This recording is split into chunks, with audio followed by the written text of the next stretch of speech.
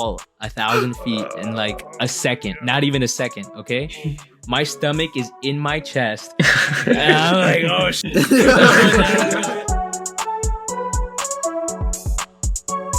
What's going on, guys? Welcome back to another episode of an interesting discussion. Sometimes today I'm back with the regular boys. That's me, Tarun. We got Harsha, Christian, and Haran with me as well.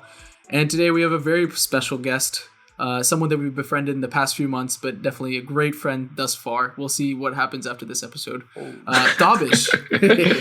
Davish, you want to introduce yourself to the podcast? Hi, everyone. My name is Davish. I'm a pilot, pickleball player, Atlanta born and bred. It's good to be here. Thanks for having me. Of course, man. Thanks for coming on.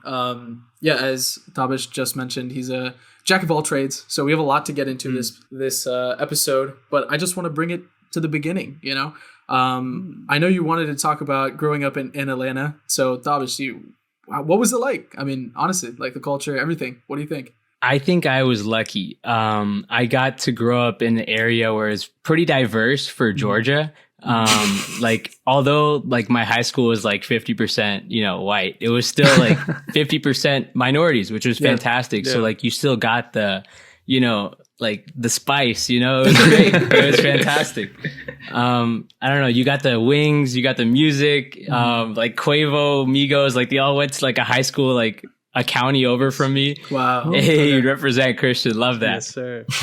And yeah, no, just growing up in Atlanta, you got to see it all. You got to be a part of everything, the music, the food. It's been great. And it's good to be back too.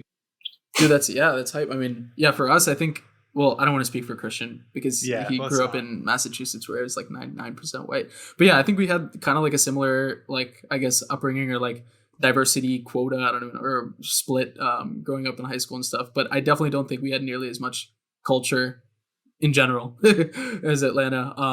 Were you? Yo, DMV has culture, bro. We got Waller. We got what's the other guy that was popular in 2017? What was the one that Shmurda? Bobby Shmurda? Goldlink. Goldlink. Damn, what happened to Goldlink, dude? I don't know, man. He popped off at Inflation. Yeah. Him and Gucci together though, that was a dream. Wait, have you ever seen like Gucci or any of the Migos or 2 Chainz? I've seen Waka. I've seen 2 Chainz at Lenox Mall. Where you can either meet really cool celebrities or you might get shot. You never know. It's a risky take. Yep. So I'm assuming you lived in like the suburbs, right? A little bit, or like outside of Atlanta. Did you go to Atlanta often, or was that kind of like an after college thing? During college, so I went to Georgia State University, which was like smack dab right in the middle of Atlanta. Our like campus was not really a campus; it was like in the city. So that was kind of interesting. So I definitely got a better taste for it in college. Growing up, we didn't really go to Atlanta that much. Yeah, my family was like, "Hey, let's go to the like the brown area where all the brown food is, and like all the desi culture, Yeah. And honestly, that was fantastic too. Atlanta is a huge hotspot for like brown Pakistani, people. Indian people, brown people. Yeah, it's good. Yeah, it feels like home. How many times have you been to the aquarium? A handful of times. It is the biggest aquarium in the world. Which aquarium is was pretty good. Aquarium was pretty good. It's nice. It is nice, and the Coke factory, yeah, Coca-Cola. You had to clarify. Be careful. Hey man, y'all are in New York. I don't know what your audience is like, but I just had to be a little specific on that. Well, I guess we aren't all in New York. It's just me, which currently I'm actually not even in New York right now. I'm in like Northern Virginia. The poser. Yeah, but no, the reason I asked is because spring break of our senior year, the boys took a boys trip down to Atlanta, and we went to Buckhead. And I don't think we did it correctly. Nah. And I feel like we've talked about this many times on the podcast, but I don't know. Do you have any spots that you feel like in Buckhead or like what were the go-tos when you were there, especially like in college? in college? Yeah. Oh, Big Sky was a big one. Like it would go so hard that like there were nights where there's ambulances like outside like taking people out because it's everyone's just it was intense. But Buckhead is a great spot to just go out and have a good time. There's places open till like 4 a.m., which is awesome. And you don't find that in like Midtown or downtown Atlanta. Yeah, I feel like, I don't know. I mean, I feel like when we were there, we definitely did go to the right spots because the music was absolute ass. Like we were expecting to be good because it's like Atlanta, obviously, but yeah, it was like hella white. So Buckhead's like, I think back in college especially was definitely mixed. Like you could, there's a lot of country bars and stuff like that. Like we're still the South, right? Like we still represent all the cultures, which is nice, but definitely hit or miss here and there, you know? Yeah. So you gotta, whenever you come back, just hit me up and I'll take you out to the good spots. Wait, dude, absolutely. We have to redeem ourselves there because I don't think I will redeem Atlanta for you. Nice. Don't worry about that one. You ever been to Conley? No, I haven't. Don't go. No, Have you heard of Conley? No, I haven't. It's right outside of Atlanta. I wouldn't even dare to call it a suburb. It's just there. Okay. Conley, Georgia, like the city. Yeah. Oh no, I stay away. Stay away. That's where y'all's Airbnb was, right? You were telling me about that. Yeah, the hotel, bro. Our hotel was there, and so one thing I highly recommend if you're ever coming to Atlanta, there's this highway. It's called 285, I-285, and if you're inside, it goes like right around Atlanta, which is kind of nice. And it's called inside the perimeter or outside the perimeter. So like if you're inside the perimeter, that's great. Like anything inside is absolutely fantastic for like young people, you know, like if you're just trying to have a good time. If you're outside the perimeter, you're gonna like deal with some sketchy ass people.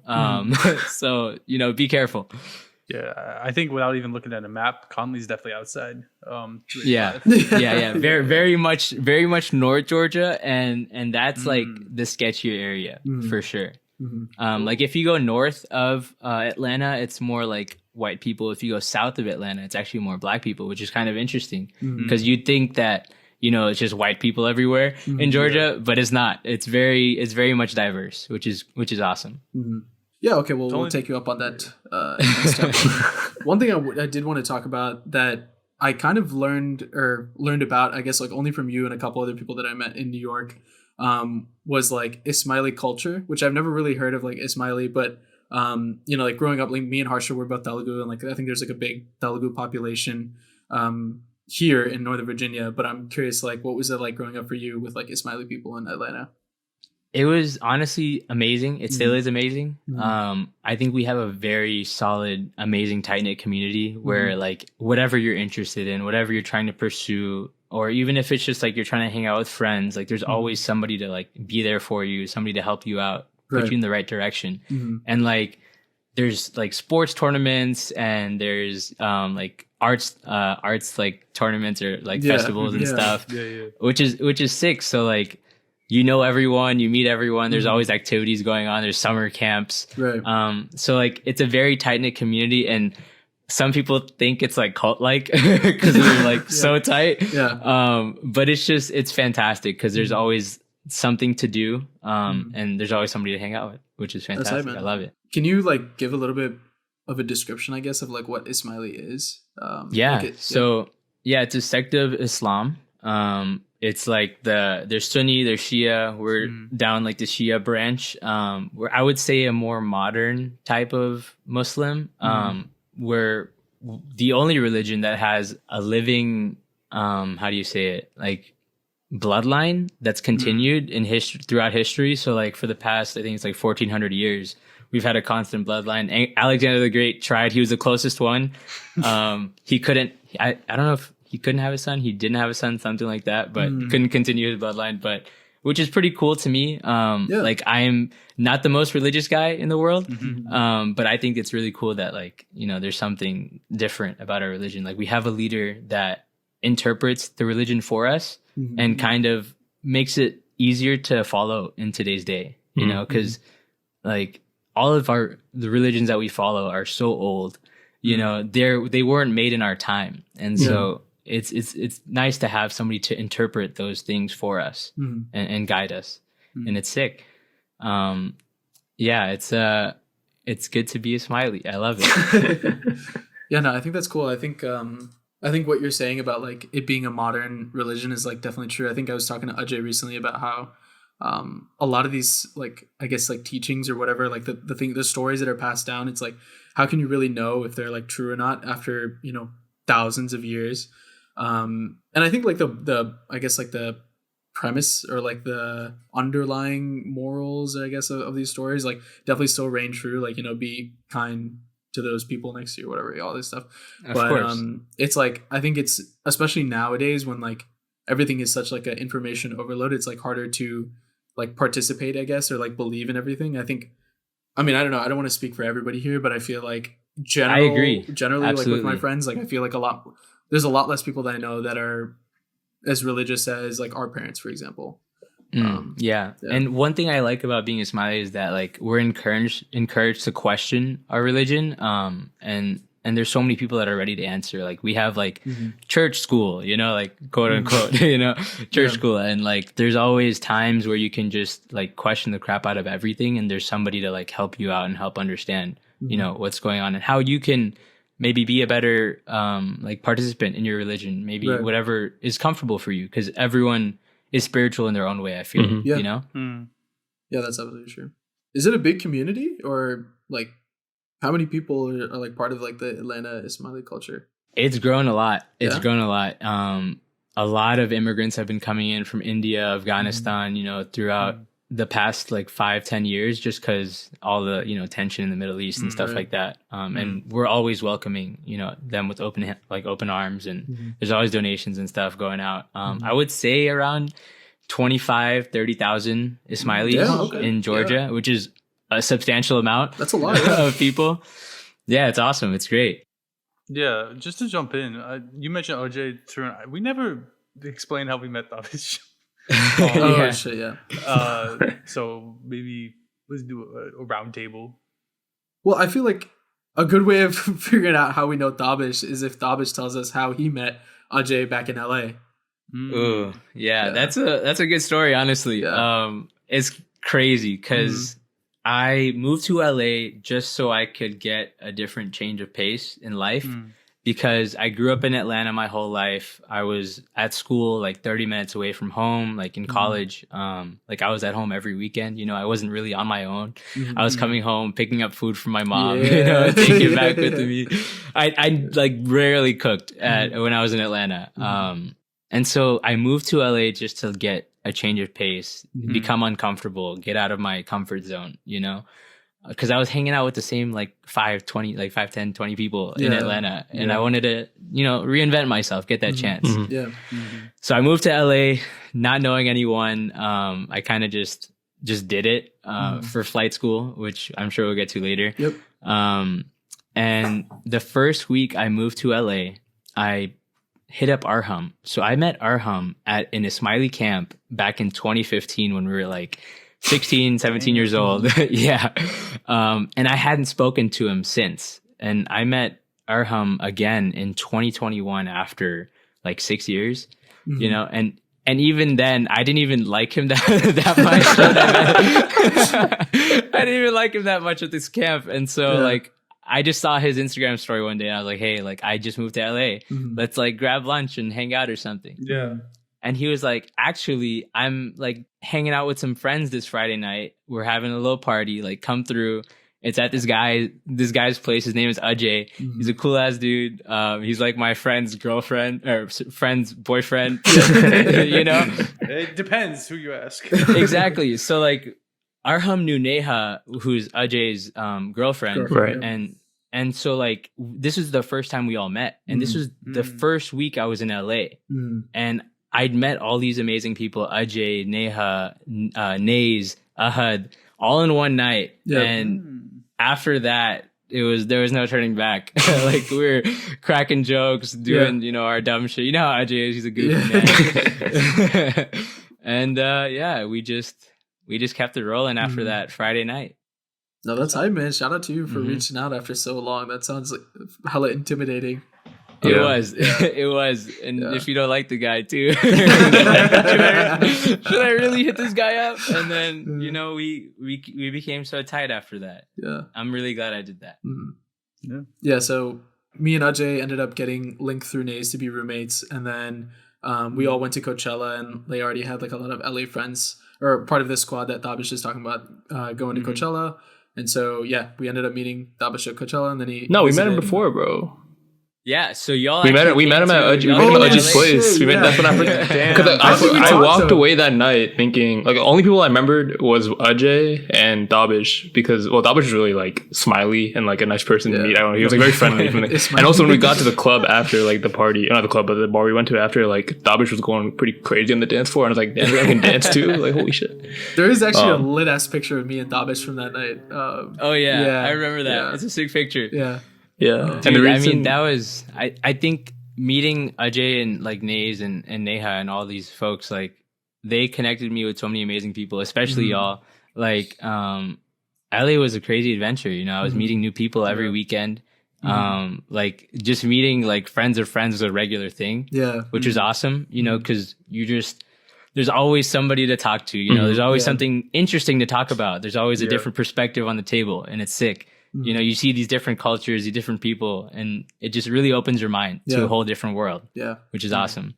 Yeah, no, it blows my mind. That was just like a year ago. You know, like that was like it felt like maybe so long ago, or like that it was like such maybe like an insignificant night in the grand scheme of things. But like now we're all like friends, which is kind of crazy. Like even you know like Christian and Harsha now, obviously. So it's like I definitely never thought I'd see Tabish again after that night.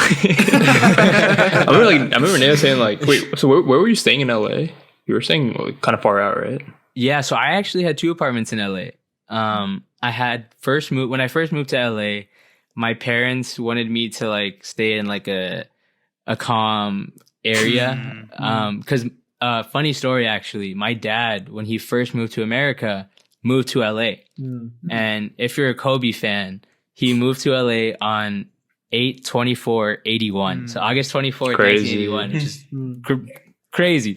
And so he used to live in Torrance. It's like 35 minutes south of LA without traffic. So like 45 to an hour with LA traffic.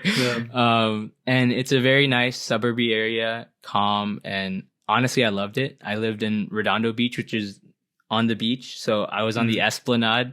My view is the ocean. I could open my window, just hear the ocean waves. I didn't even have AC because I had the ocean breeze. Yeah, it's crazy. And then I moved up to Culver City because I was like, I need to be where it's happening, you know, like where Ajay is like 10 minutes away, Arham's 10 minutes away, or like 2 minutes away.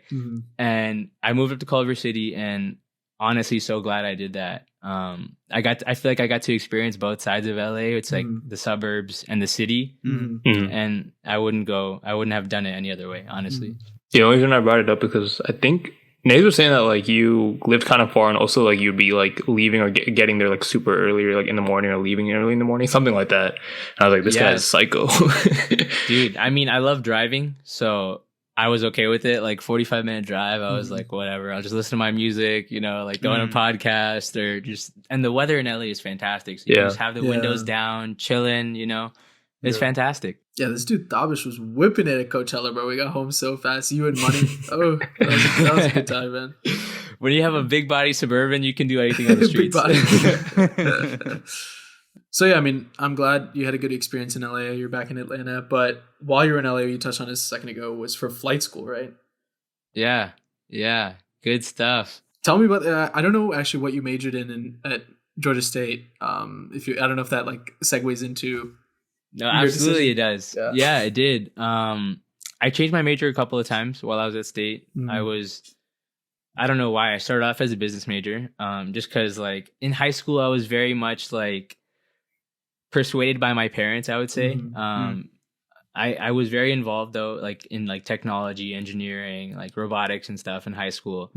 But like once I got to college, I was like, maybe, you know, I want to make money. So let me do business. So I started off as business, went to mechanical engineering, and then I finished off in physics actually. So I did applied physics. So your boy is logical as hell. I don't like doing that theoretical stuff. Don't ask me about Schrodinger's cat. Screw that cat. Yeah, but I think growing up, I really wanted to be a pilot. It's something that was always in the back of my mind. I always liked, you know, flying, traveling. It was always something I wanted to do. But I kind of punked out when I went to college to do that because it's kind of intimidating, right? Like you're going into a space that not many people do. You're traveling all the time. You're away from home, right? It's a lot. And so my parents were like, do something that you can like, fall back on when you like when you're tired of traveling, right? So like I did physics, and then I did flight school because, well, honestly, one, because I wanted to get something different. Because I feel like just being like I did physics, but I did not enjoy doing the lab work at all. Like I can't imagine doing like. But what kind of courses did you take for physics? Just out of curiosity, like just all the basics, like physics 1, 2, calc 1, 2, like all the math, all the science classes you can imagine. I did it, and like these labs were insane. I ended up taking 5 years in college. I took my time because those last couple of years were a little stressful. Yeah. But no, it was a good time at State, and then I decided to go to flight school because I was like, I should probably pursue my dream now. Like I wanna, like I have a fallback. Physics is good, but I want to kind of do something outside of the box. And so I went to flight school, which was very tough. Probably like the hardest, like schooling I've ever done. I would say, because you're balancing like coursework, but also you're learning how to fly, and then you also have to memorize like all your coursework, and you have to learn how to read new maps and like know how to like do air traffic control, like calls and everything. And so I would say, flight school was the toughest thing I've done in my life. And I'm glad I did it. It was a fun time. It's now flying for me is like driving a car, it's like, that's so crazy. That's a crazy concept. It's second nature. It's fun. Wait, how long was like the program to learn how to be a pilot? 18 months. Okay. 18 months. I feel like that's pretty fast for because you can be a commercial pilot, right? Like a full-on commercial pilot. Yeah, so I mean, in the 18 months, you get the coursework done, you get some hours. So I had like 300 hours by the time I was done with my coursework. That's more than that. But so how much did you guys do before you got your driver's license? Like a 50? week? 100? I actually didn't even practice parallel parking before my driver's test. Fun fact. I did it for the first time at the driver's test and nailed it. Nailed it? And nailed it the first try. No reverse camera or anything. I actually was never a gamer growing up. Fun fact. I like to go outside, touch grass. Damn. Hey, don't insult the gamer population. I'm not insulting. I was just never good at it. So I stayed away. I was a hooper growing up, like in the neighborhood, just balling with the homies, Fridays after school, somebody's house, just link up and hoop. So can you parallel park a plane? I don't know about going in reverse is pretty much not possible. So I mean, you got to pull that thing, which is honestly, it's cool. You can just pull a plane, which is kind of crazy, right? Like I fly a Cessna 172. It's a single prop plane when I'm practicing, and I've done 350 hours in that. I have to get another 1,200 hours in that before so that's what I'm saying. 300 hours was nothing in the like in school. Most of what you're doing is after you're done with your schooling. And so which is tough because you either get a job as a flight instructor, so you can get paid to fly and get your hours, which is fantastic, and that's the route most people try to like do. But right now, like I joined at an interesting time, I would say. Like 2020 came around, the whole flight industry was hit hard, and there was a pilot shortage, and at the same time, so many people started going to flight school because they heard of this pilot shortage. Like, hey, this is my opportunity. Like, I'm almost guaranteed a job, right? Like, I'm done with school. And everyone's like, okay, let me go to school. So now there's so many students coming out of flight school looking for jobs as flight instructors, and there's not enough. Yeah, it's oversaturated. So now it's kind of hard. Well, it's very hard to get a job as a flight instructor. It's very competitive. Now, whenever like you go to get a job as a flight instructor, they want you to stay. They're like, we don't want you to just get your hours and leave us. We want you to be loyal and stay for like 2-3 years, and then go fly for commercial or private or whoever pays top dollar to you. And so it's kind of a tough spot right now in the industry as a student, but as a pilot, making bank. Just to take a step back, like what was your day-to-day like in flight school? Like did you have like I don't know, Monday, Wednesday, Friday classes, and then like on Tuesday, Thursday you had like flying. Yeah, like playing. Lab. It was kind of sporadic, honestly. Because our like my cohort, you could say, we had like 35, 40 people in our cohort. But we only had like 10 planes in our school at Long Beach Airport. And so like whenever a plane was available, you just pick up a flight. Like you just check the schedule. Like, oh, it might be like a 6 a.m. flight. Or it might be like, or like an 8 p.m. flight. So like my sleep schedule was completely fucked. Like I had no good sleep schedule. You could ask any of the homies, like they're like, what are you doing this weekend? I'm like, I'm sleeping. Like I need to get my like, my rhythm back. And so it was very sporadic, but like my classes were mostly online actually. So I went to a school called ATP. It's the Aeronautical Training Program. It's a national school, and their main home base is in Florida. So most of their teachers are teaching out of Florida. And so like we're on like Zoom calls. And then like I have a flight instructor, and that's who's teaching me how to fly at school. And so like I'm doing my classes online during the day. I probably have like 3 classes a day, every single day. Is it like a theory, or is it just like applied, like just like a mix of stuff? Everything is applied. There's no theory in flying. There's no, right? Like you need to know what to do. It has to be second nature. Like you're learning how to do maneuvers. You're learning how to like read your like air speeds, you need to learn how to fly by eye and by instrument. So like it's all very practical. And you can't miss a beat. It's tough because like you either, if you kind of like slow down, you're kind of slowing down the cohort as well. And so like pressure. It was a lot of pressure. Absolutely. And I think that's when I kind of realized this lifestyle is not as fun as it seems. It's like a lot of work. You're away a lot. You're kind of just doing your own thing. Like whenever I wasn't like working, I was obviously hanging out with friends, but like for the most part, I was just grinding while I was in LA. Except for the weekends, you gotta have a good time on the weekends.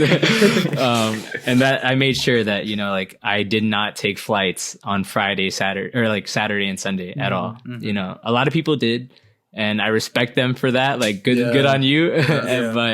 But it's so much, because once you've got your private license, you're starting to do solo flights. And like you're flying to like Phoenix, Arizona, or like San Diego, or like whatever city you really want to, as long as you have your like flight plan ready to go and your instructor approves it.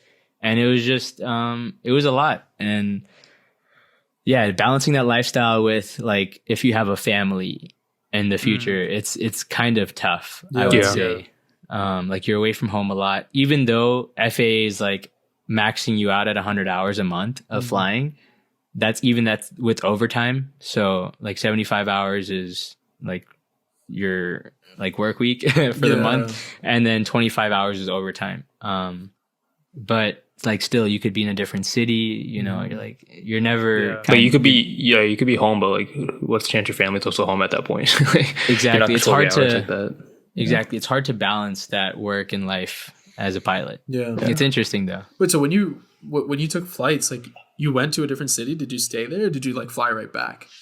So sometime like when I went to Phoenix, I did a one night stay. I stayed there for a night and then I came back. Cause like as a student, they don't want you to like fly more than like 6 hours and then fly back 6 hours, because that's like it's grueling. It's not easy. You're constantly having to be vigilant about what's around you. Like you're constantly panning, left, right, keeping an eye on your instruments, making sure everything's okay. And then, wait, do planes ever talk to other planes in the air, or do you always talk to like the traffic control and then like they like pass on? I think it's a good question. No, I don't know. Just like, can you just like, oh, this guy next to me, I just hop on the radio quick. Like, hey man, you can. You can. Okay. Yeah. So there's these maps that you'll get when you're a pilot, but then like now they have like new tech. So like we have iPads with all of our like maps and stuff on it, and on the maps in each area there's a radio code, and so you can put that radio code into your radio, and then it's like a trucker. Like anybody can hop on. talk, have a little chat. And then actually some airports, like smaller airports, don't have air traffic control towers. Okay. And so like there, you have to hop on the local radio channel, and then you'll be like, hey, like I'm about to take off. Don't get in front of me. And then you got to make sure, everything's good and checks out before you can take off. But you can definitely talk to other people in the air. It's sick. That's pretty cool. Well, I will say, like, of all the places to do flight school, I feel like LA, like California area, is probably the best, right? Like, you must have had some insane views. Beautiful. Flying over, like, the canyons, the mountains, magnificent. Like, you would see, like, some days there's, like, snow-capped mountains. Some days you'll be just, like, coasting on the ocean side, just chilling. Oh, yeah. Like, when I first started flying in LA, actually, it was when there was, like, a big holdup in the, what's it called? The LA port. And so there was like 100 like some like ships just chilling like in that like little bay area, like and so I would just like enjoying the view, which is fantastic. It was amazing. I couldn't have asked for a better experience in flight school, honestly. Some people do that shit in like Georgia and there's nothing to see. There's like a bunch of fucking trees. So it was good. I'm very blessed to have that experience. I couldn't have asked for a better experience. So like now when you still have your hours left to do, like, I assume you don't own a plane, but like, do you have access to a plane like all the time where like, you'd be like, all right, listen, I gotta go get like, 10 hours like this weekend or whatever. So, I don't own a plane. No, I wish one day I hopefully will. But as of right now, it's kind of like car rentals. You can just rent a car, rent a plane. It's like $200 an hour. It's pretty expensive. And then $200 plus gas when you land. So like you have to fill up the tank, and it's pretty pricey. You're looking at like $250 an hour, I would say, like with gas and other maintenance things you might have to get done. Whoa. Sorry to stop you, but like, so it's $250 an hour. Yeah. And you have to get 1,200 hours. 1,200 hours. That's $300K. Isn't that insane? Yeah. So let me tell you something else. I haven't flown since LA. Okay. I haven't flown in 2 months because it's so expensive. So a lot of people, what they will do is they'll get like 3 people together, max 3, because those tiny planes you can't like that back seat is not meant for 2 people. Yeah. Like they're lying to you. But yeah, so we'll get 3 people, rent a plane, we'll split it 3 ways. We'll make like 2 stops.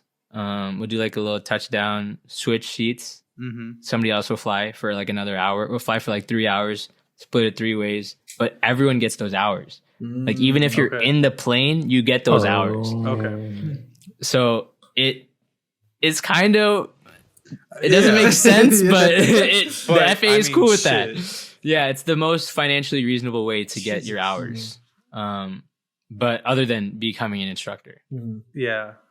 Damn, that makes so much more sense. I mean, obviously it made sense before about why it's competitive, but yeah, make fucking $300K to spend just to get your license. God damn. It's rough. And then also like you're having to get like rated for each plane you want to fly. So like say like this airport you're going to doesn't have the plane available that you want on this specific day, you got to go get rated for a different plane. So like you have to do 3 takeoffs and 3 landings with that plane before you can, like with a instructor with you, before you can fly this plane by yourself.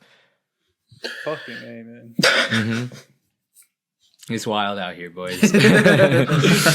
Yeah, becoming a pilot is not as fun and breezy as it seems. Did they ever do any like simulations with you or whatever? Like if you were in the air and like they were just like, hey, you have no left engine or something, like figure it out. Yeah. So we had to practice a lot, like maneuvering, because everything has to be just like quick. Because if you lose your engine right after takeoff, like maybe you're like not even 500 feet, 1,000 feet in the air, like. With those planes, they're not like very aerodynamic, I would say. So like you got to make sure you're like well balanced. You can glide back down, do a full 180 turn on that plane, and it's not easy learning those maneuvers, because it's very scary when like the first time you try it, your instructor like cuts your engine. He's like, all right, go do this maneuver now. obviously it's not the first time you're going to do it. Like we have to do a lot of simulator training. Like I have much more simulator training than I have actual flight hours. Like I have like 600 hours in the sim. And so like you're practicing those maneuvers to make them like just like muscle memory, you know? Yeah. And so, yeah, once you get those down in sim, like it's easy.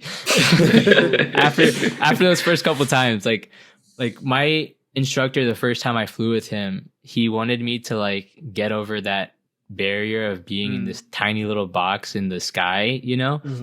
And like tiny planes are pretty intimidating at first, I would say, because they're very turbulent. Like wherever the wind goes, you'll feel a little bounce, you know? Yeah.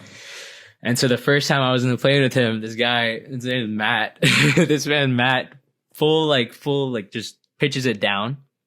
And we fall 1,000 feet in like a second, not even a second. Okay. My stomach is in my chest. And I'm like, oh shit. I'm like holding the roof. And that's what, like, once you realize that, you know, if you have control of the aircraft, if you know what you're doing in that aircraft, you're all good. You know, like it's like, yeah, it's like driving. Like if you hydroplane, you don't want to turn, right? You want to keep your car straight, you know? So it's like, as long as you know what to do and it's second nature to do it, you'll be fine. That's scary as fuck. That's terrifying though. You think you could fly a fighter jet? Nah, not yet. I would love to like train to do that. Yeah. I like to go fast. I like to go really fast. Like after my instructor did that to me, like he pitched it down 1,000 feet down. Like I used to just do that for fun. It's like a high. It's like a high. Yeah, it is. Like it's like riding a roller coaster, you know, or like jumping, like skydiving. Like if you're an adrenaline junkie, like being a pilot is phenomenal. Yeah. But there are specific restricted areas where you cannot, you know, do that stuff. Downtown LA. Oh, buildings. Like I did it over the ocean a lot, but never you know, in high traffic areas. There's like like specific maneuvering zones that you're allowed to do whatever the hell you want, like barrel rolls and whatever you can think of. Have you done that? If your plane can do it. No, I have not. That'd be crazy. To my future employer, I have not done a barrel roll. And it says no in 72. One last question. I mean, I heard that like commercial planes can pretty much do everything, but like the pilot's just there for like takeoff and landing. Is that true? That is 100% true. That's lit. That's amazing. I mean, so the best comparison I would say is like autopilot in cars now. Yeah. You know, like would you trust a human being driving over autopilot? Yeah. Like autopilot just reacts in milliseconds, right? Yeah. Like human reaction times is not quick enough. And when you're hauling 300 people in the back, you want to make sure that, you know, everything is good. And actually most of like errors that happen with planes is when the pilot decides to take over. Like there's just, I don't think you understand how like crazy the air is around us. Like there can be a hot pocket of air anywhere. And if you hit a hot pocket of air, your plane will drop like immediately. Holy shit. And yeah. And so like if there's a hot pocket of air, say like right where you're about to land on the landing strip, your plane will drop, you know? And so having autopilot, it's quicker. It reacts faster and it's safer. 100%. Do you think there'll ever be like autonomous planes in the way that like, you know, I guess Tesla is heading that way? I think there will be. Yeah. I think there will be, but I think there will still be pilots because humans can't do without, you know, the security of having somebody like up there, you know? Like, like example, like New York subway like trains and stuff, like they probably work better without the people like driving them, you know? Like, they would probably be on time if they were running properly, like, you know, like autopilot, but you have to have humans there just because it makes them comfortable. You know, it makes everyone more comfortable to know that there's somebody up there. I'm gonna call it now. Tabish is gonna pilot the first ever supersonic commercial aircraft in the United States. That would be sick. That would be sick. It'd be so fucking loud. I'm down there. Let's run it. Yeah. Where are we going, boys? Where are we going? I don't know, but let's find out after the ad. Nice. And we're back. And we're still here. We didn't go anywhere. Just like you didn't, hopefully.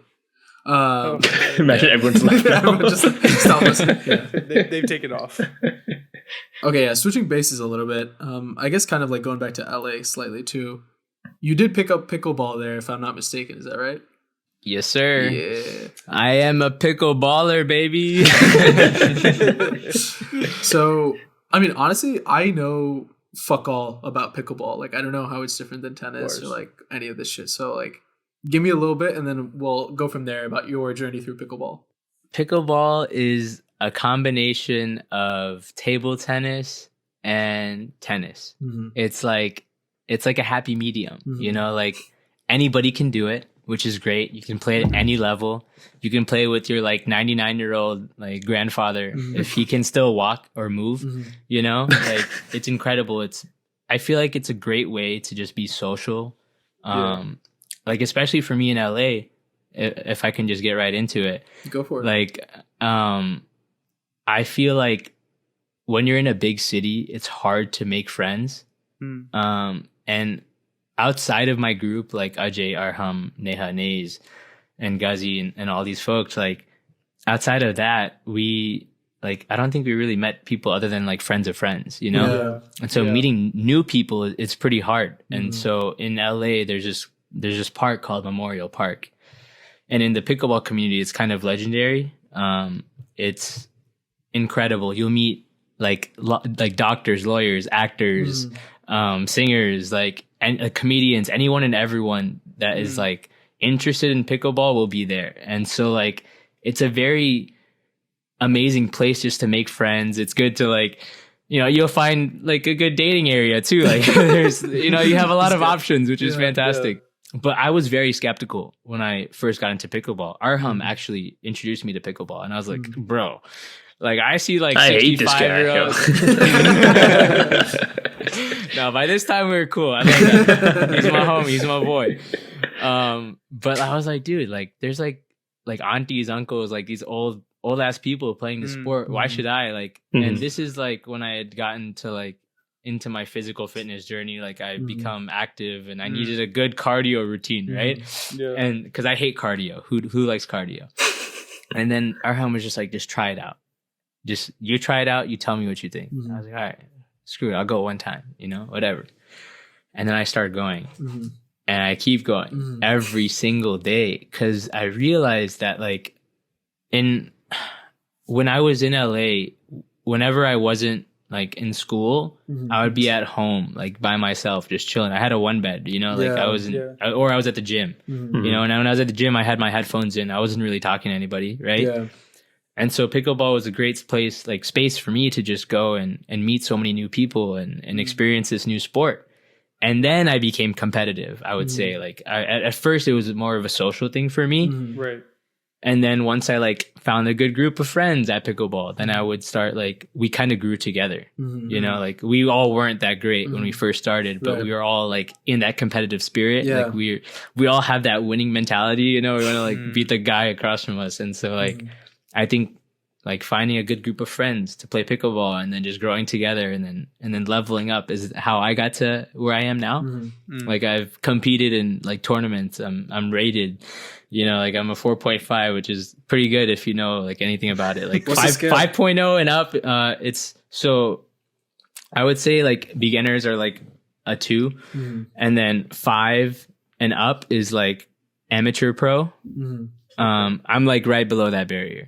Damn. I'm still trying to get across that barrier. I'm still working on it. How do you get rated? Like who does the rating? So there's this app. It's called Duper.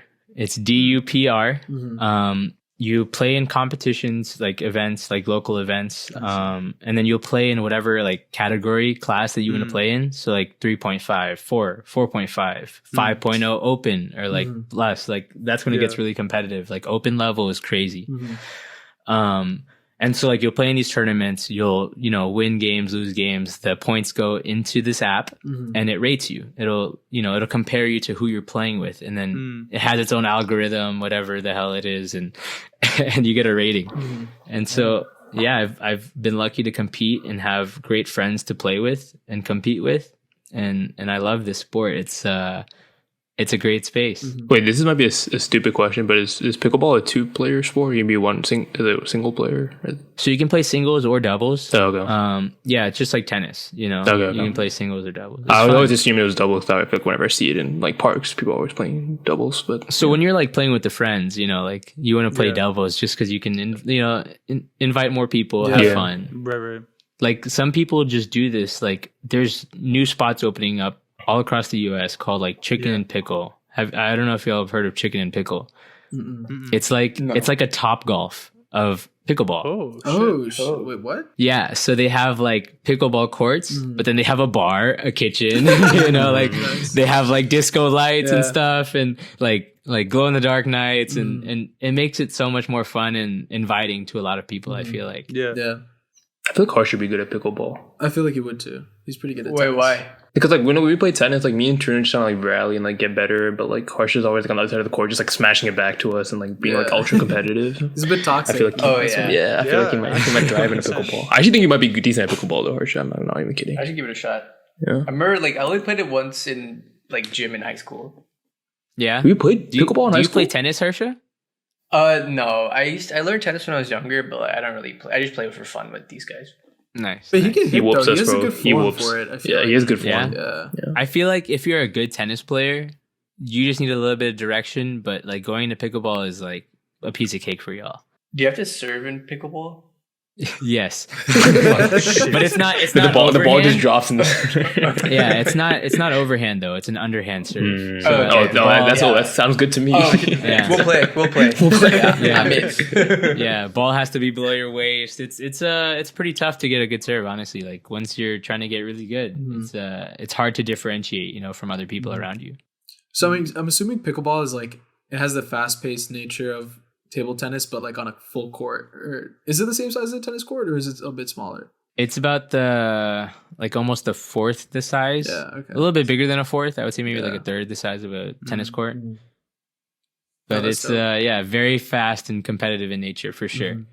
I would say this might hurt some tennis player listeners out here, but I would say that it's faster at sometimes because when you're so close to each other, like across the court, like even though it's a it's essentially a wiffle ball. Even though it's a wiffle ball, you're literally smashing it as hard as you can, and you're 10 feet away from the other person. Like your IQ and your like reading the ball has to be like quick. And in tennis, you're obviously a little bit further, but definitely balls go faster in tennis because of the bounce from the spring, right? Like on a racket. Yeah. Like you don't get that with the pickleball, but it's intense. It's a good sport. It's quick. You can get hurt. I don't know if y'all have seen it, but like I think pickleball is the leading sports injury like this year. I think it was like $400 million in injuries this past year, I believe. Like lower body, I guess. I mean, I've heard every high pace, like intense, right? You have like such a little reaction time. I imagine you could obviously you could throw out your shoulder, like whatever, like hitting the ball, but I imagine if you're trying to run back and forth all the time, especially if you're playing singles, like that's just lower body, like fucking hell. Yeah, I've had some friends with like ACL tears. ACL, like your knees could go at any time. It's intense. And I've heard some crazy stories where like somebody like turned their neck too fast, like their head too fast, they like popped a vein or something, and they got like they started throwing up, and it was bad, and they had to go to the hospital like immediately. Yeah. Well, I feel like because it's such like a new sport and it's growing so fast, or it is the fastest growing, right? Something like that. But that's probably why, because there's probably not a lot of, ball knowledge, basically, I guess, or like ball knowledge. True, throwing out ball knowledge. That's crazy. Yeah, pickleball has definitely grown in a crazy way, I would say, these past 5, especially in the past couple of years. But like, if you didn't know, pickleball has been around for a long, long time. Yeah. Like, I think it was invented back in like the 70s or 80s in Seattle or somewhere in Washington. And it was like legit just like wooden board paddle, like very simple. But now like pickleball paddles are coming out like every month, new ones, like carbon fiber, foam core, reinforced and stuff, you know, like it's a crazy space now. Like new ball technology is coming out too, or like, cause like balls crack, right? Like they're wiffle balls, they're plastic. You're whacking them as hard as you goddamn can, right? To get it through. And yeah, so like the technology is improving, the game is changing constantly. And it's an incredible space, I would say, for everyone. What's kind of like the culture like? Because like, you know, when you talk about like NBA, right? You go on like NBA Twitter, everybody hella toxic against each other. You know, like is there like a pickleball goat that everybody debates over? Or like, you know, yeah, Ben Johns. His name is Ben Johns. He's really good, but and he's been the GOAT for like the past like couple years, especially like in this pickleball hype time. I would say, but he just recently got dethroned by I don't remember his name. I'm not like super into watching pickleball, but I still follow. But he's definitely being questioned on the throne. Okay. Yeah. But what's incredible to me is that you don't have to be like 25, 30 years old, like to have this good experience in pickleball. Like the number one women's player in the world right now, she's 16 years old. Holy shit. Yeah. She's like a pickleball prodigy. She's from like Boca Raton, Florida. Like this is where the sports thrived, I would say. Cause like, you know, like all these old people in Florida are like retirement homes, like they're bringing up their they're bringing up their grandchildren on the sport, you know? And so like, if you were born and bred through pickleball, like she was, like, you can, you know, kill it. And she's making millions as a 16-year-old still in high school. Pretty high. Which is incredible. That's lit, man. Fuck. Yeah, but like as far as like beef and stuff goes, there's beef always, all the time. Like, I love to see it. Also, like just a lot of NBA players have gotten in on this pickleball craze, like Dwayne Wade, LeBron James, Jeremy Lin. Like they've all bought teams. Like they're all. Oh in. Yeah, I have heard about that. Yeah. Yeah, and so it's called the MLP, Major League Pickleball. It's like it's growing every single day. It's incredible. In Atlanta we have the Atlanta Bouncers, which is sick. In Brooklyn, I think there's a Brooklyn team. Forgot what it's called. Somebody just got signed to them like recently. One of my favorite players. So that's pretty cool. It's sick. It's really turning into something so much bigger than just playing in your backyard. You know. You should talk a little bit on the court. Oh, absolutely. I love to trash talk. Come on now. Harad, I feel like you know me well enough that I like to talk, you know? I like to poke people. Yeah, but you also just seem such a smiley, like fun guy. I can't really see the talk. That's why it's taken so well. You know, like if you like, talk, with the big smile, like, you're so ass, bro. Nah, not like that. Because like pickleball is a very mental game, I would say. Because once you get to a certain level, everyone knows your game. You know? So like if you have a good mental game on the court, like if you can like hit an amazing shot and then not say a word and just walk back and then serve again, like you're in the guy's head, you know, like you're trying to do everything you can to throw off this guy's game. And I absolutely talk shit on the court. I love it. So Davish, you told me today that you were contributing to the pickleball space in some fashion. I'd love for you to talk more about it and market it, advertise it. Yeah, I'll drop a little. I'm opening a pickleball store with my brother in Atlanta. In Atlanta, Georgia. We will be the first pickleball store in Georgia, and it'll be called the Georgia Pickleball Club. Nice. Opening in 2 months, hopefully soon. We're still looking for a space. It's kind of tough right now, but we're getting there. We're working on it, and I'm excited. And so that's why I'm glad you talked about this, but at the same time, I always have this like, in like 5 years, if I want to go back and do flight school or like finish with like flight, you know, like go become a pilot, I can still do that. If I want to go become a physicist, I can do that, you know? And so I'm in a blessed like space that I am in right now. This time is kind of crazy for me. It's a pivoting point, but also something I'm passionate about. And I'm very excited to get into it and share that with everyone in Georgia. Yeah, that'd be pretty sick if you guys get like the Atlanta Bouncers, like a kind of like partnership collaboration with them. Yeah, that'd be pretty sick. Let's see. Send them this podcast. Yo, shout out Atlanta Mountain. Yo, come through. Let me know. I'll sign any contract you send my way. Hey, don't say that. Don't say that. Send it to the lawyer. It's a verbal agreement. It ain't admissible in court. I've been watching Suits a lot. So you sell like equipment there? Like what's gonna be the like, main focus of the shop?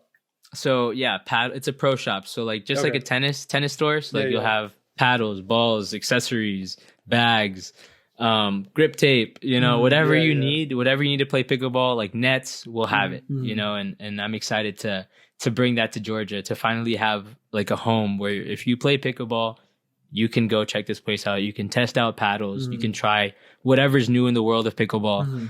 And I'm really excited to show that to Georgia and be the first one here. Yeah, rumor has it there'll be a sign-up sheet too where you can challenge Stabish for his ranking.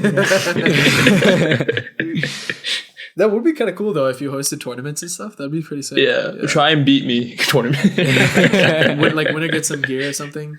Yeah. That'd be a good way to.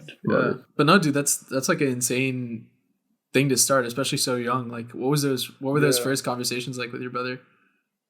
How old is your brother, by the way? Yeah. My brother, he's 4 years older than me. He just turned 29. He also just finished his MBA, which is fantastic. So he knows the business end, like it's, and I'm just glad he's doing that because I get to like focus on the pickleball side. He can do the business side, and it's like it's a very happy combination we've come to, in the sense that he's wanted to start a business for a really long time and just be a self-proprietor, not work for anyone else, and doing that with my brother is very exciting. That's pretty cool. But yeah, did you approach him with the idea, or was it? So he actually came to me with the idea of starting a business. It wasn't a pickleball pro shop at first. It was a like gym styled pickleball center.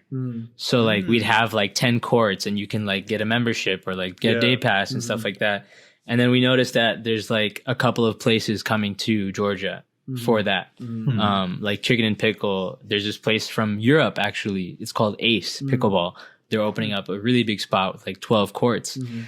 But one thing I noticed, I was like, there's no pickleball stores in Georgia. Like there's no pro shop. And there's I saw a stat recently. There's almost more like double the amount of pickleball players in America than tennis players. And there's about 20 tennis shops in Georgia, 20 tennis pro shops in Georgia, but not one pickleball store. And so we both saw the need, and we were like, you know what, we should pivot. Let's try this. It'll be an easier project to start too, I would say. Less construction, not as big of a space, And so it just seemed like a more viable option and something that can be done quicker and quench the thirst of whoever needs some pickleball gear in Georgia. So like sourcing, like I guess like all these different equipment and all this stuff, like is that something you're doing now, or? So we've already contacted manufacturers for wholesale pricing and all that fun stuff. And I mean, we're still in the process of getting all those done, but we've gotten like pricing lists, so like we know our costs, we know what we need to like.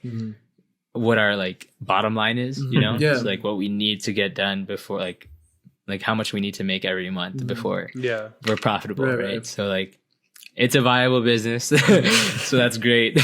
And now we're just looking for a good spot. True. Dude, that's lit, man. That's exciting. It's good stuff, man. I feel like that'd just be so fun. Like, I don't know, so much better than working at a fucking desk, dude. Dude, that could be Harsh and his brother, bro. Similar age gap. Harsh will be the NBA. Yeah. Pickleball store in Virginia? He just called me. The Virginia Pickleball Club. You just call it Virgin for sure. Hey. It's a violation. He's married. Fuck. That is a crazy fact. Yeah, man. No, I mean, I think that's hype. We will definitely be on the lookout for a Georgia Pickleball Club when we visit Atlanta. You know where we're going to stop first. Conley, right? Buckhead. And then the store. Conley? Oh, yeah. Now, I just want to switch back a little bit because I think we touched on it, and I think it's something important and impressive to talk about. Your fitness journey. I know that was like, well, I don't know. Tell me a little bit about it, because I think you briefly mentioned it to me in person too, and yeah, I just want to make sure that we talked about it. Yeah, it's definitely something I'm very proud of. It was an accomplishment for me. I grew up as a chubby boy my whole life. I was husky, when I was a kid. I was shopping the husky section and stuff. And so like 2020 rolls around. I'm like 210 pounds, and a couple of my friends are also pretty hefty at the time, and it was New Year's, January 1st, 2020. And we were like, you know what? Let's get our shit together. We want to live long, healthy lives, and we want to do that together, So we started the Gym Pact. The Gym Pact was, we had to go to the gym 3 times a week, and every day you miss, you had to put $4 in the pot. And so for me personally, I'm a very competitive person. So I was not putting any money into that pot. But for my friends, like they were putting a little bit of money here and there. And like at the end of each quarter, we would like all go out for like a dinner at a steakhouse or something and bull, which is great. But yeah, I ended up losing like 60 pounds in like less than 6 months. Like I think it was like 4 or 5 months. And this was like, as soon as COVID hit, like I'm back home, right? Like I'm eating, like I like convinced my mom to like start cooking healthy food, like chicken, rice, veggies.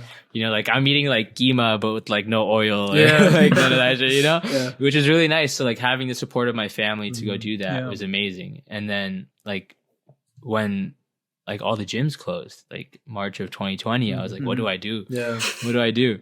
So I ended up just running like a 5K every other day, and I just kept it going.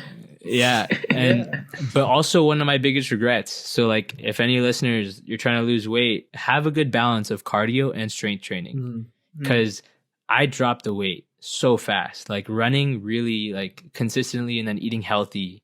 Like eating healthy is huge. I want to like really point that out, because like a lot of people are like, oh, I can just work out and I'll be fine. And I'm like, no, you gotta eat right. And so like I dropped all this weight, and now I'm a stick, like it's cool. Like I lost the weight, but then I like also regretted the fact that look, I could have just eaten a lot of protein and then like started like going to the gym and building a lot of muscle mass, and at the same time as losing the weight. And so like finding a good balance was interesting. So like after I was done like with the running phase, I lost the 60 pounds. I started doing a lot of strength training when the gyms opened back up.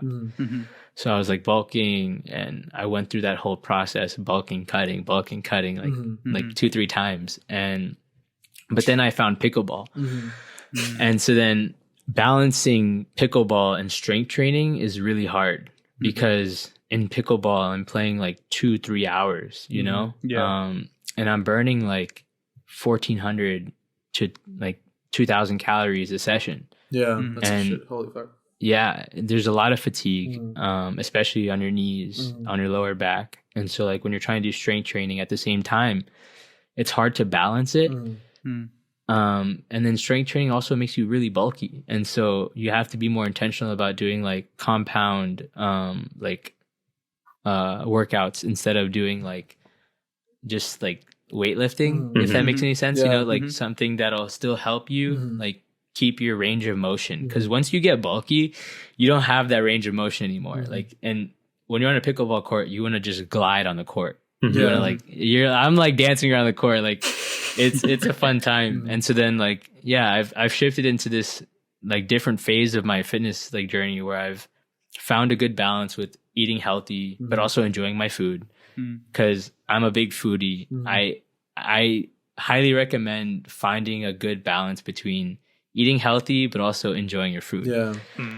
Dude, like we have, I don't know how long in our lives, you got to enjoy it. And so, I lost the weight. I gained a little weight. I found a good balance, a good happy medium, I would say, where I went, my lowest, I was at like 150 at like 5'8". Or 5'9", whatever you're gonna call it, on dating apps.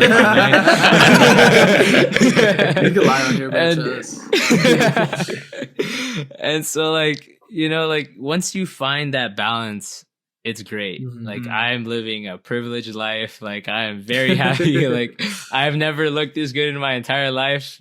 Ladies, hit me up. I'm on Instagram, He's 5'9". He's 5'9". I heard 5'10" in some sort. Oh yeah, 5'10". 5'10". My personality is 6'1".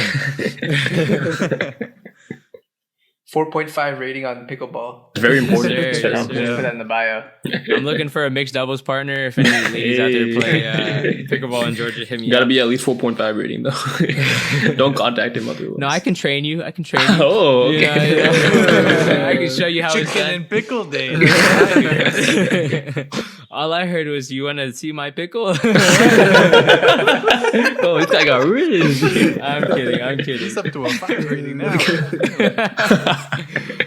What did it feel like when you first lost the weight, like all the weight in comparison to like Oh my growing God. up He's like, and who is stuff? this guy? Yeah, did people like? I got double takes like all the time. They're like, is that They're like, David? COVID really hit Dobish, bro. What happened? Like I remember this so vividly. It's like the best memory I had, like best reaction I've had from when I like lost the weight. This was, still during COVID. I was just like hanging out with one of my friends at like their place, and I was driving out of my friend's like house driveway, and I see like an old friend from like middle school, like walking their dog, and my windows are down, and he does a double take. And then he says, damn. And then he texts me later. He's like, dude, was that you driving? He's like, dude, you look so good. And I was like, holy shit. Like, I never realized how differently you get treated as like a good looking person, until I went and like lost all the weight. Yeah. Because I realized how much more attention and time I would get with people that I wouldn't get with before, Yeah. And it's kind of sad. Yeah. Obviously, Yeah. like us as a society is very objective. Yeah. And it sucks to think about, but now I But feel give you a little more great. validation for all the hard work you put in, though, I guess. But what was great is that growing up as like a chubby guy when I was younger, I had to have a good personality. So now I have both, right? I have a good personality and I look good. It's great. It's good balance. And I feel like growing up, as a chubby kid, like it definitely made me work harder, and I wouldn't have done it any other way. Even though I was bullied growing up, who the hell cares? Like now I can handle it all. Now he bullies on the court. No, dude, that's tough. I mean, yeah, people are mean, bro. Yeah. But look at you now, man. I feel like, I don't know, when you say 60 pounds in 6 months, it doesn't seem like a lot, but the thought of losing like 10 pounds. Does that not seem like a lot? It sounds like a lot, bro. That's No, I mean, that's crazy. sorry. It sounds like a lot, almost but a like third of his body weight. Yeah. No, that's absolutely true. Sorry. It sounds like a lot, and it is a lot. I guess. Fuck you, Tarun. Don't Bro, I'm just downplay trying his to, like for me, bro, like you know how skinny I am? Like the thought of losing or gaining 2.5 pounds a week, basically, like what he did, is such a crazy mind fuck. Yeah. Like that's insane. 100%. Yeah. Honestly, like dropping the weight wasn't like super hard because I was eating healthy and like doing the workouts, but like maintaining it, like and just making it a lifestyle like, thing was harder, I would say. Because like I would still be, like, oh, I want some chips tonight. Like, let me kill a bag. Like even now, I still like have these bad habits of like getting like a giant ass bag of chips and just killing it in one night. But also I play pickleball and I burn 2,000 calories a session. So like I kind of need to like, Fuel. so like now my needs are different, like I need more carbs in my body so I don't lose my muscle mass. Right. And so like, I would say just like along this journey, I'm so blessed to like have a good understanding of my body, what I need and how I want to be. And I'm so happy with it. Like I feel fantastic. No, dude, I definitely think that's the hardest part is just like finding, like you said, finding your groove, finding your balance. Because I think, at least for me, like I've definitely gone in waves of like feeling really fit and like understanding like what's good for me. But it's hard to like, it's hard to find that exact right formula because it's so different for everybody. And I can watch 1,000 YouTube videos on whatever, but it never works out exactly as they say. So I'm glad you found that for yourself, bro. Yeah, I think there is no right formula. Yeah.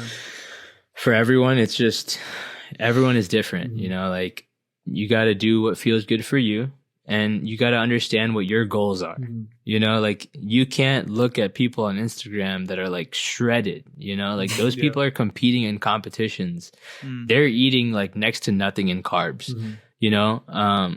And that's not practical for everyone. Yeah. And I hate this stigma with like fitness influencers, like, you know, a lot of people are looking up to, and I feel like some fitness influencers are great, but some are also like just Instagram models or like, you know, stuff like that. They just want the endorsement. They just want to make money and they don't care about anything else. Yeah. And so finding something right for you is the most important thing. And then just being happy with yourself and enjoying your own journey. Because our life is so long, we're not going to be in the same shape all the time. Yeah. It's hard to, you know, and being comfortable with that is so important. Yeah, absolutely, man. Last thing I want to touch on, I know you did a Spartan race, which maybe you want to tell a little bit about like what that is and then like what it was like. Yeah, so a Spartan race is like, they have a couple different options, things like 5K and 10K. And then in the 5K, there's 20 obstacles with like the name is Spartan-like obstacles. So like I had to pick up like a 40, 50 pound Atlas stone, like this giant round stone. Yeah. And like you like move it, you have like sandbags. What the fuck? You're going across like mud pools, like going under obstacles, doing the longest like monkey bars I've ever done in my life, and while you're also running a 5K. Very intense. Like there was this one like pulley. There's like a pulley like I think like 20, 30 feet in the air with a sandbag at the bottom, and you had to pull that sandbag all the way up. Oh my God. And that sandbag's like I think like 40 pounds, 50 pounds. How do you train for that? Hella tricep pull downs, bro. Dude, like I was training pretty hard right before then. Like this is like, I would say I did the Spartan race right before I got into pickleball. So I was in a good area for me because like I was still strength training. And so like I was lifting weights. I was still doing a little bit of cardio here and there. And so like honestly, just strength training is the way to train for a Spartan race. Cardio is great, but like also a 5K is only like 3.1, 3.2 miles. So it's not something you can't do. You know, like a lot of people just walk it and do the obstacles and it's just a fun time, you know?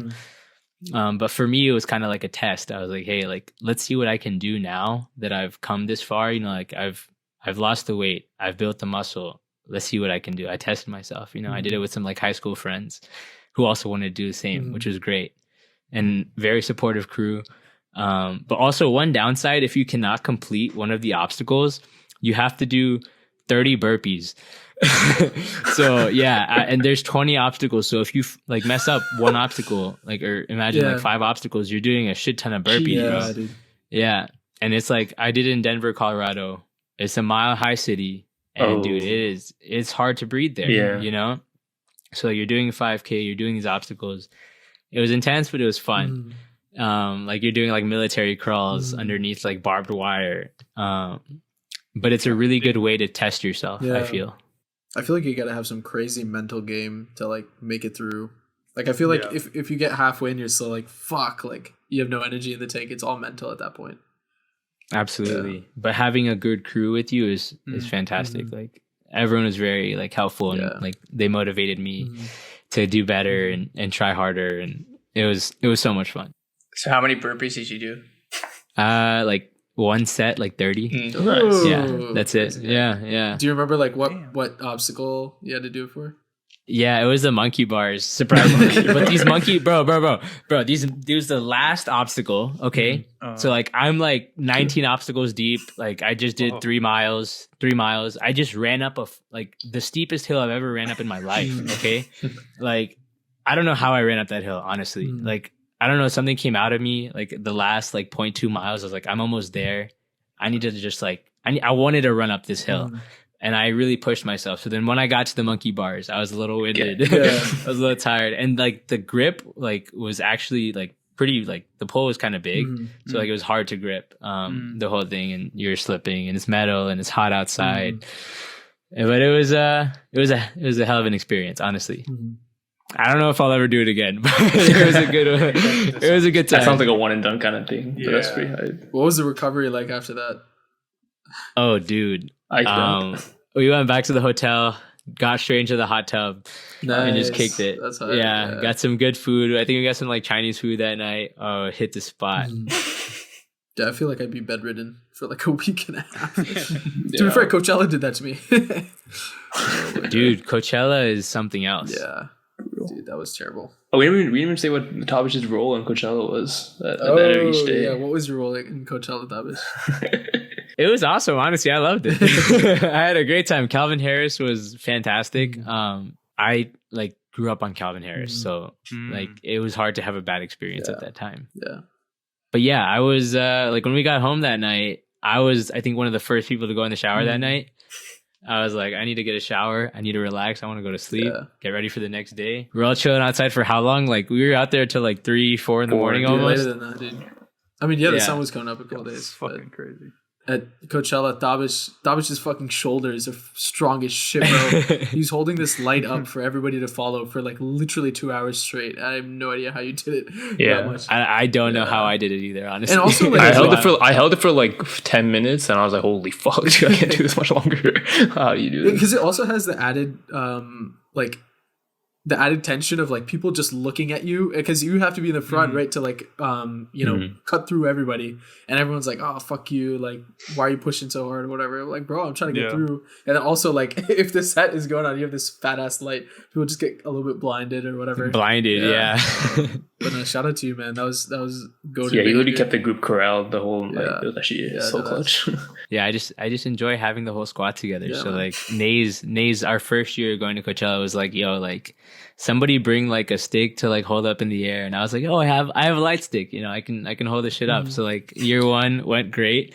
We had the squad together at all times, and then we had like I think 12-13 people our first year we went to Coachella, and then doable, manageable, right? And then this last year we had 21 people in our squad. Psychotic for that. We were rolling deep, and I don't know how, but we all were together at that last set, and it was just magical. Yeah, man. A few of us had to leave, but then we ended up linking up again, later. And just having that light stick, I'm surprised other people hadn't caught on after the first year that we did it in 2022. Like I thought, people would be on like Reddit, like, hey, this is a really good idea. Like you should bring like a light stick. Like people like brought sticks with like random signage on it. Or they would have like an inflatable like unicorn on a stick or something, like some stupid shit. It's just not as great at night. Exactly. And it's not visible at night at all. And so it was sick. What an experience, dude. Yeah, we literally had groups tailing us like, oh, just follow. Follow the guy with the light. No, I think I also heard like somebody on like the phone or something like that, or somebody was like texting, like they were saying like, oh yeah, just tell them that we're by the guy with the red light. And then Thomas changed the color.